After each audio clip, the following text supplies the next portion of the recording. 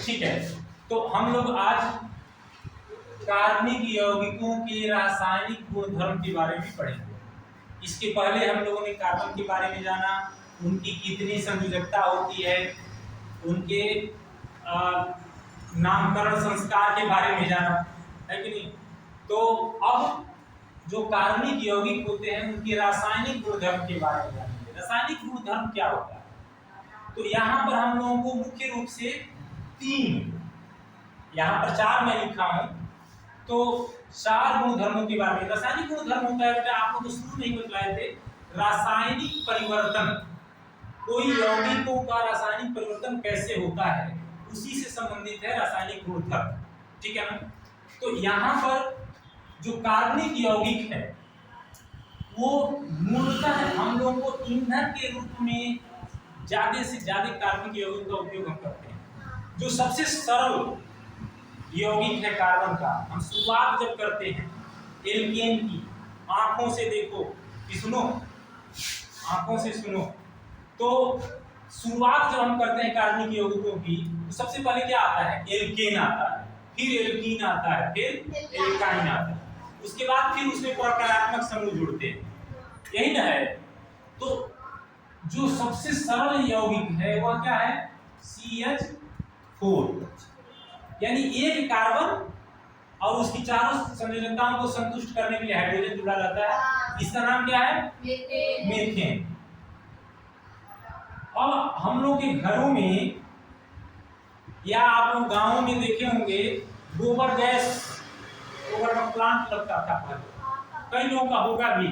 तो गोबर गैस जो होता है उसमें क्या होता है, घर का जो कचरा होता है या गोबर होता है उसको गड्ढे में डाल के सड़ा दिया जाता है, तो उसमें से जो गैस निकलती है वो मीथेन गैस होती है। और भी होता है, या हम लोग जो सिलेंडर यूज करते हैं उसमें भी मीथेन पाया जाता है। तो अब यह मीथेन क्या है? हाइड्रोकार्बन है ना। जनरली जो एल्केन, एल्कीन और एल्काइन है वो तो सब केवल हाइड्रोकार्बन ही है ना। हाइड्रोकार्बन समझ रहे हो ना, जिसमें केवल हाइड्रोजन और कार्बन हो, इसमें कार्बन और हाइड्रोजन है कि नहीं? इसके अलावा कुछ नहीं। तो अब ईंधन जो है, ईंधन के रूप में जो हमारे पास पाए जाते हैं उसमें, इसमें जो किताब में दिया हुआ है वह कौन कौन से यौगिकों का दहन, दहन का अर्थ समझते हो आप? दहन का मतलब जलाना, दहन का मतलब जलाना। आप जो एलपीजी गैस आती है हम लोग घरों में, सिलेंडरों में, लिक्विफाइड पेट्रोलियम गैस उसका पूरा नाम क्या है? लिक्विफाइड पेट्रोलियम गैस, हिंदी में उसको कहते हैं द्रवीकृत पेट्रोलियम गैस। वो बाद में बतलाएंगे, और बड़ा इंजीनियर जब बनोगी ना तो पता चलेगा, ठीक है। तो उसके साथ साथ तो हम अब ये कार्बनिक यौगिकों का या कार्बनों का दहन हम करते हैं। तो दहन का मतलब क्या होता है? आप लोग शुरू में बताए थे जलना। तो किसमें जलता है बेटा? ऑक्सीजन, यानी वायु में हम जलाते हैं तो वायु के ऑक्सीजन से जलता है। वायु में नाइट्रोजन भी है, बहुत सी गैसें हैं, लेकिन वायु में उपस्थित ऑक्सीजन के कारण वो जलता है। अच्छा, अब किसी, तो अब ये चारों आपने नोट कर लिया है, हम एक एक करके इसको पढ़ते हैं। दहन, अब ये जो सबसे सरलतम वो है, सबसे पहले हम शुरू में कार्बन को ही जलाते हैं। तो कार्बन को जलाने का मतलब क्या होता है बेटा? उसको आप किसी भी चीज को जलाने, यानी दहन का मतलब होता है कि उसको ऑक्सीजन के साथ उसकी अभिक्रिया, ठीक है ना, ऑक्सीजन के साथ अभिक्रिया। तो क्या होगा, ये कार्बन को जब हम जलाएंगे ऑक्सीजन के साथ तो क्या होगा? क्या बनेगा? CO2, यानी कोई भी चीज जलता है तो कार्बन डाइऑक्साइड बनता है। अच्छा, कोई भी चीज जलता है तो नहीं बनता है। कार्बनिक यौगिक जब जलते हैं उनका दहन किया जाता है, क्योंकि उसमें कार्बन होता है तब कार्बन डाइऑक्साइड बनता है। नहीं तो आपको याद होगा पहला मैग्नीशियम रिबन वाला, मैग्नीशियम रिबन को जब हम लोग जला रहे थे तो उसमें मैग्नीशियम का O2 से क्रिया हो रहा था तो MgO बन रहा, मैग्नीशियम ऑक्साइड बन रहा, न कि कार्बन डाइऑक्साइड बन रहा। यहाँ चूंकि यह कार्बनिक यौगिक है इसलिए कार्बन है इसमें, तो एक बन रहा है। अब जो हाइड्रोकार्बन है या तो सिर्फ कोयला हो गया, ठीक है ना, या कार्बन हो गया। अब जो हाइड्रोकार्बन, अच्छा इसके साथ साथ बहुत ही ऊष्मा निकलती है इसमें, ऊष्मा एवं प्रकाश निकलता है। ऊष्मा एवं प्रकाश निकलता है। अरे प्रकाश कैसा? मजूर रात को लकड़ी वगैरह जलाती हो, जो ज्वाला बनता है उसमें से मजूर निकलता है। हाँ रोशनी, हाँ अंजलि की वाहन, तो ऊष्मा एवं प्रकाश। अब दूसरा जो है ये CH4 को जलाओ, CH4 को जब हम ऑक्सीजन में जलाते हैं तो अब यहाँ पर देखो, यहाँ केवल C था तो CO2 बना, ऊष्मा एवं प्रकाश निकला। यहाँ पर जब इसको जलाओगे तो क्या बनेगा? दो चीजें बनती हैं, कार्बन डाइऑक्साइड बनता है CO2 और हाइड्रोजन। हाँ नहीं, हाइड्रोजन नहीं, पानी बनता है। हाँ CO2 और CO2 प्लस H2O प्लस ये तो सब में निकलेगा ऊष्मा एवं प्रकाश। इसको आप नहीं समझते हैं?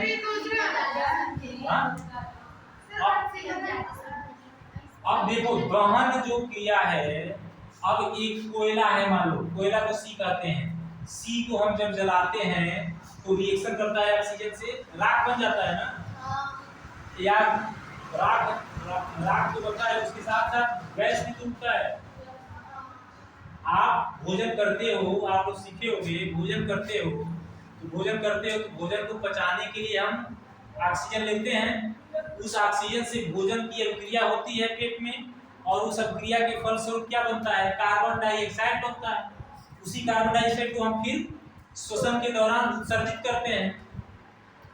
वह जो कार्बन डाइऑक्साइड हम उत्सर्जित करते हैं वह पेड़ पौधे उसी को लेते हैं और वह लेकर अपना भोजन बनाते हैं, हमारे लिए भोजन तैयार करते हैं। पेड़ पौधे हमारे लिए भोजन तैयार करते हैं, भोजन भी तैयार करते हैं और साथ में ऑक्सीजन भी देते हैं। आप सोच के देखिए, हमारा आधा फेफड़ा वहीं लटका हुआ है पेड़ पे। हाँ, यानी एक पेड़ को काट रहे हो तो अपना आधा फेफड़ा आप काट दे रहे हो। आधा फेफड़ा क्यों कह रहा हूँ? आप पेड़ ऑक्सीजन देता है तभी तो आप लेते हो, और फिर आप जो गंदगी छोड़ते हो वो बेचारा एब्जॉर्ब कर लेता है, अवशोषित कर लेता है। इतना बड़ा पेड़ आज स्कूल में हम चढ़ते हैं, नहीं तोड़ना चाहिए। हाँ। तो ये समझिए बिल्कुल। इसीलिए जोर दिया जाता है बेटा, आप लोग जहाँ पर भी हैं वहाँ पर छोटे छोटे पौधे जितना आप लगा सको उतना लगाओ, बागवानी करो, मिट्टी से जुड़ो। पेड़ पौधों को छूने से आपका शरीर स्वस्थ रहता है। हाँ, दिन रात हम लोग चप्पल, प्लास्टिक के चप्पल और पत्थरों पर ही चल रहे हैं, कभी जमीन से संपर्क ही नहीं हो रहा है। तो इसका नतीजा जो है, इसका नतीजा अस्वस्थ हम लोग हो रहे हैं। ठीक है, तो यहाँ पर ये अभिक्रियाएं पढ़ा रहे हैं बेटा। अब हम वो नहीं पढ़ा रहे हैं किसका नाम होगा, कैसे होगा, कोई सब नहीं बता रहे। अब हम अभिक्रिया बतला रहे हैं कि कोई पदार्थ जब जलता है तो, कार्बनिक पदार्थ जलता है तो क्या बनता है। तो केवल C जला तो CO2 बना, और CH4 यानी हाइड्रोकार्बन जला, ये जो लिखे हैं ईंधन, हमारे घरों में ईंधन प्रयोग होता है ना, LPG, kerosene, oil, diesel, petrol, ये सब ईंधन ही है। तो इन ईंधनों को जब जलाते हैं ऑक्सीजन में तो क्या बनता है? कार्बन डाइऑक्साइड बनता है, पानी बनता है, ऊष्मा एवं प्रकाश बनता है। इसको हम एंड ऐसे भी लिख सकते हैं, तो ऊष्मा प्रकाश बनता है। इसको लिखते चलिए। तीसरा एक है एथेनॉल। अच्छा, एथेनॉल का सूत्र बतलाइए। एथेनॉल का एथेनॉल है ना, तो खट से आपके दिमाग में आना चाहिए कि 2 कार्बन होगा और OH जुड़ा होगा, तो CH3 CH2 OH,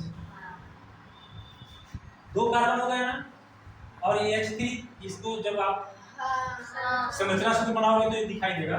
तो इसको आप पुनः ऑक्सीजन के साथ जलाएंगे तो क्या बनेगा बेटा? ऑक्सीजन के साथ जलाएंगे तो यहाँ पर भी वही बनेगा, CO2 और H2O बनेगा। क्या बनेगा? हाँ, CO2 प्लस H2O। H2O। और क्या निकलेगा? हमको उष्मा मिलेगी। इस उष्मा का उपयोग हम भोजन, हाँ, यह क्या है? एथेनॉल है। इसको हम मीथेन लिख सकते हैं। क्या लिख सकते हैं? मीथेन। और ये क्या है? एथेनॉल। ठीक है ना? एथेनॉल को जब जलाएंगे तो उष्मा एवं प्रकाश मिलेगा। क्लियर?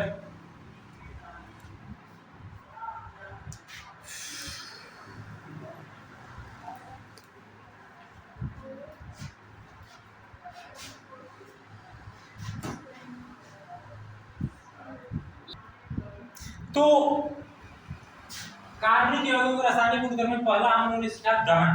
दहन करने पर याद रखो, जो हाइड्रोकार्बन है या सिंपली कार्बन है, उसको ऑक्सीजन के साथ अभिक्रिया कराने पर कार्बन डाइऑक्साइड बनता है।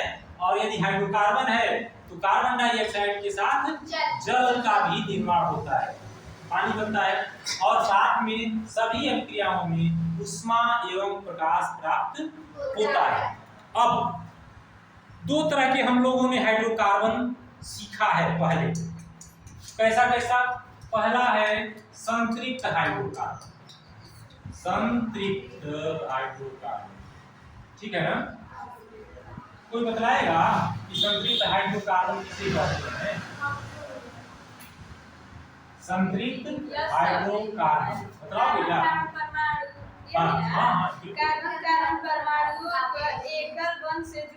हाँ, कार्बन कार्बन परमाणु जब एकल बंध से जुड़े रहते हैं, यानी जितने भी एल्केन हैं, जितने भी एल्केन हैं, वो एल्केन सब संतृप्त हाइड्रोकार्बन हैं। दूसरा असंतृप्त हाइड्रोकार्बन। और रुक जाइए। असंतृप्त हाइड्रोकार्बन। अब बेटा असंतृप्त हाइड्रोकार्बन में आप लोग बताए हैं कि जो डबल बॉन्ड या ट्रिपल बॉन्ड वाले जो यौगिक होते हैं, या और ये डबल और ट्रिपल बॉन्ड कार्बन कार्बन के बीच में होना चाहिए, हमेशा ध्यान रखना। तो कार्बन कार्बन के बीच में जो होता है वो असंतृप्त हाइड्रोकार्बन कहलाता है। ठीक है? तो इनका दहन होता है तो इनका लक्षण क्या होता है? आप लोगों ने अभी मैंने बताया मीथेन, जो एलपीजी जलता है बेटा, तो जलता है तो क्या देता है वो? आपको देते हो स्वच्छ, वो एकदम चमकीला उसका फ्लेम होता है, उसकी जो ज्वाला होती है वो चमकीला होता है, हरे कलर का, मतलब चमकदार होता है, नहीं होता है? और डीजल वगैरह जलता हुआ देखा है आपने? या मोमबत्ती जलते हुए देखा है? मोमबत्ती कैसे देता? पीला उसकी ज्वाला होती है, लेकिन वो उसका धुआं कैसा होता है? सुनो, उस पर मोमबत्ती जला के आप उस पर वो कजरी का वो जो आप काजल बनाते हो तो उसको लगाओ, कैसा होगा? काला काला धुआं होता है। मेरी बात, तो जितने भी संतृप्त हाइड्रोकार्बन जलते हैं बेटा, वह स्वच्छ ज्वाला के साथ जलते हैं, स्वच्छ ज्वाला के साथ जलते हैं। लेकिन असंतृप्त हाइड्रोकार्बन जैसे तेल है, कौन सा तेल? जो हम लोग खाते हैं। हाँ, जो खाते हैं, सरसों का तेल, बैल कोल्हू, या हाँ जो भी, तो ये सब जो तेल है या सोयाबीन का तेल है या जो भी, ये सब जलाओगे तो यह काले धुएं के साथ इनकी ज्वालाएं पीली होती हैं। हाँ। जैसे जब इनको आप जलाते हो, मोमबत्ती को जलाओ या इन सब चीजों को जलाओ, तो क्या होता है? काले धुएं के साथ ज्वाला पीली रंग की होती है। तो आप इसको लिख सकते हो, असंतृप्त हाइड्रोकार्बन जब जलते हैं तो कैसे देते हैं? काला धुआं, काला धुआं, और प्लस पीली ज्वाला के साथ। ज्वाला समझ रहे हो ना, जो ला क्या बोलते हैं उसको, हाँ आज आँच बोलते हैं उसको। चल तो अत्यधिक काला धुआं होता है और पीली ज्वाला निकलती है, ठीक है। उसके बाद से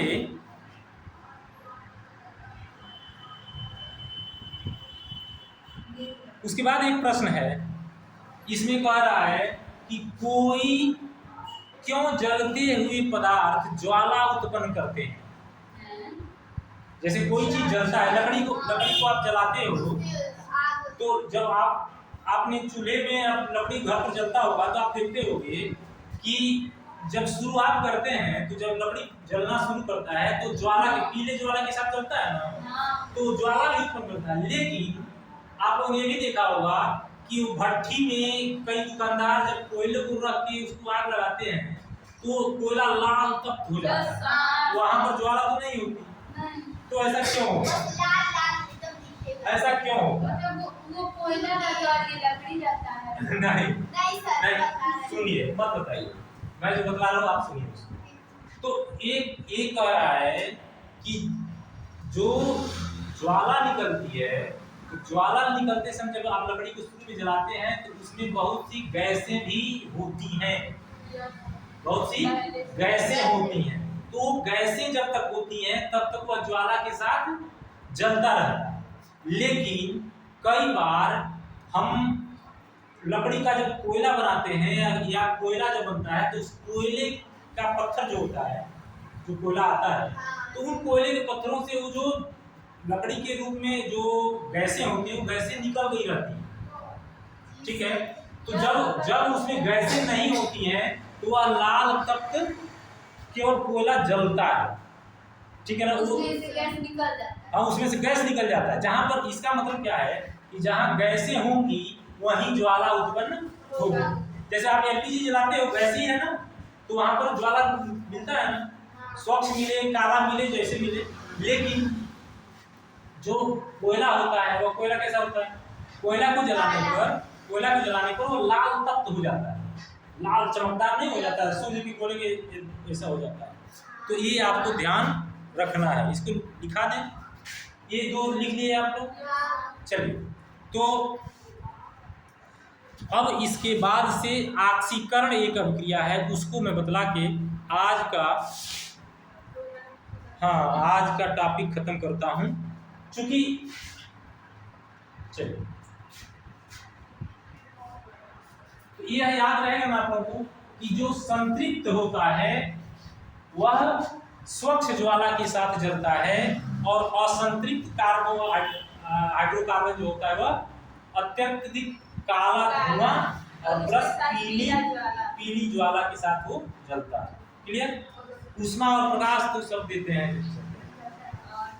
अब है दूसरा इसमें हम लोगों ने लिखा था हेडिंग क्या, ऑक्सीकरण।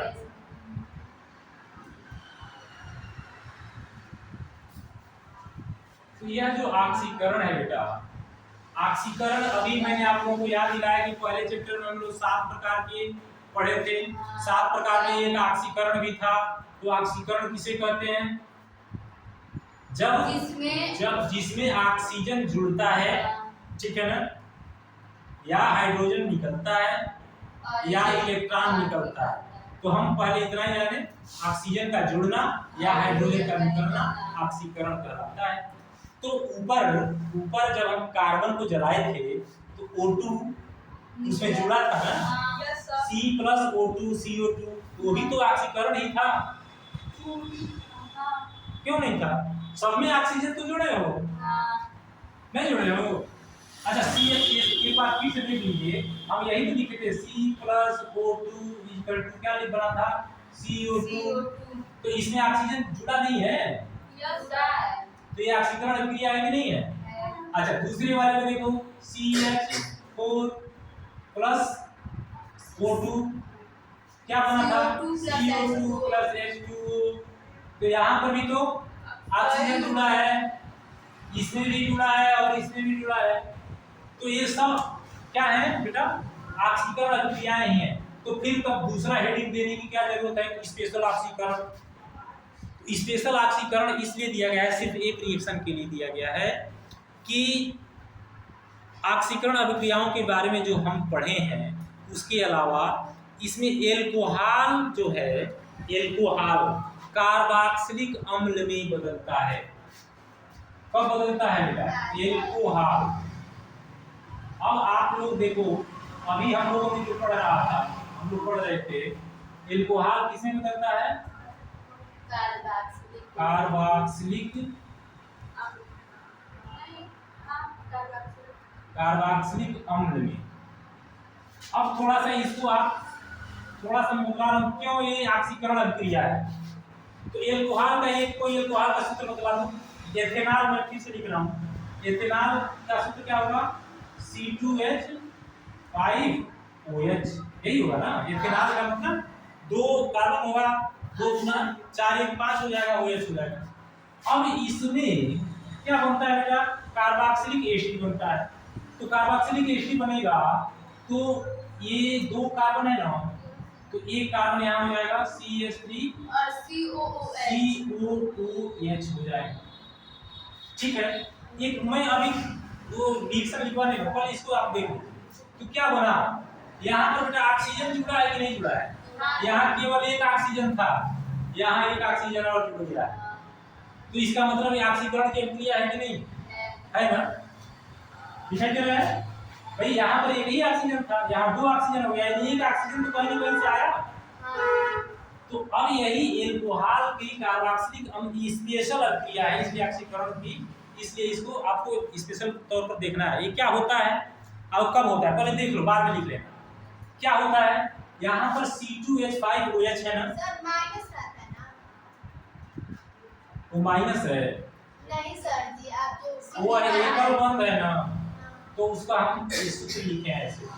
ठीक है, तो नहीं भी लिखा रहता है तो आप समझ लेना कि वहाँ पर माइनस है, माइनस नहीं एकल बंद है।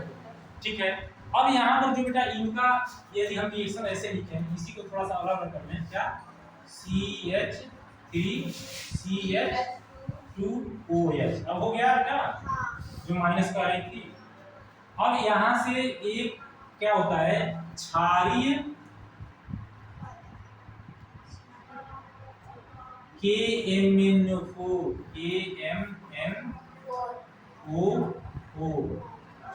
विलियन। ये किसी का नाम हाँ बताएंगे अभी। ये पोटेशियम परमैंगनेट इसको कहते हैं। ठीक है ना? इसके साथ सुने, इसके साथ थोड़ा सा इसको हम गर्म करते हैं। क्या करते हैं? गर्म करते हैं। तो जब गर्म करते हैं तो क्या बनता है? CH3COOH बनता है, यानी एथिनोइक अम्ल बनता है। CH3COOH। ये क्या है बेटा? एथिनोइक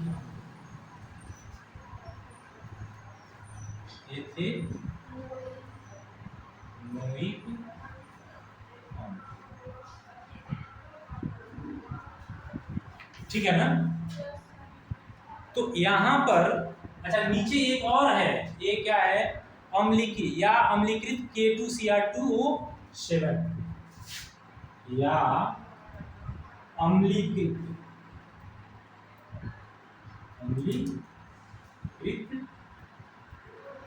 K2Cr2O7 प्लस उष्मा। ये लाइन थोड़ा बड़ा लिखना क्योंकि इस पर ये लिखना पड़ेगा। ठीक है, हो गया?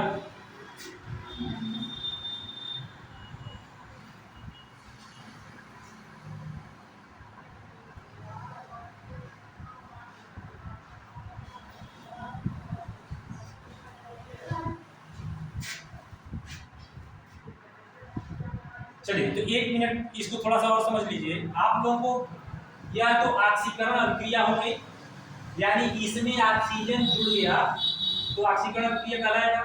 लेकिन जो ऑक्सीजन देता है, यानी इन दोनों से किसी से यह ऑक्सीजन पाया, तो जो ऑक्सीजन देता है, जो देगा उसमें से ऑक्सीजन निकलेगा ना, तो जिसमें से ऑक्सीजन निकलता है उसको क्या कहते हैं? वो अपचयन अभिक्रिया कहलाती है। लेकिन उसका उस पदार्थ को हम ऑक्सीकारक कहते हैं। जो ऑक्सीजन देता है उसको ऑक्सीकारक कहते हैं और जो ऑक्सीजन लेता है उसको अपचायक कहते हैं। उल्टा होता है, जो ऑक्सीजन लेता है अपचायक कहलाता है, लेकिन उसका ऑक्सीकरण होता है। यानी इस तरह समझो कि जिसका ऑक्सीकरण होता है वह अपचायक है और जो ऑक्सीकरण करता है वो ऑक्सीकारक है। तो ऑक्सीकरण कौन करता है? जो ऑक्सीजन देता है। ठीक है ना? तो यहाँ पर नोट में लिख लीजिए, नोट क्या, यहाँ क्षारीय KMnO4 इसका नाम भी लिख लीजिए, पोटेशियम परमैंगनेट। पोटेशियम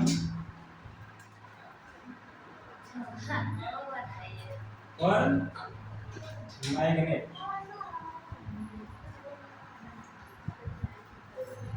तथा पोटेशियम परमैंगनेट तथा, पहले लिख लो बाद में भी समझ सकते हो, याद कर लोगे। तथा नहीं है, ये दोनों में से कोई एक प्रयोग किया जाए तो या लिख लो, या अम्लीकृत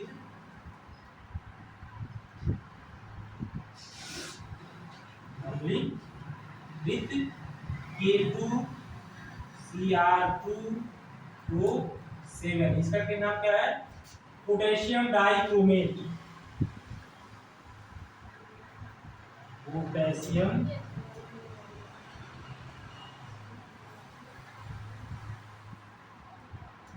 डाइक्रोमेट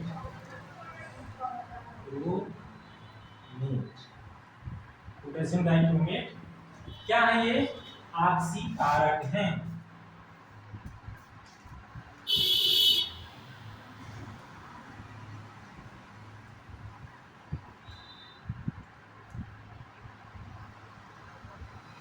ठीक है।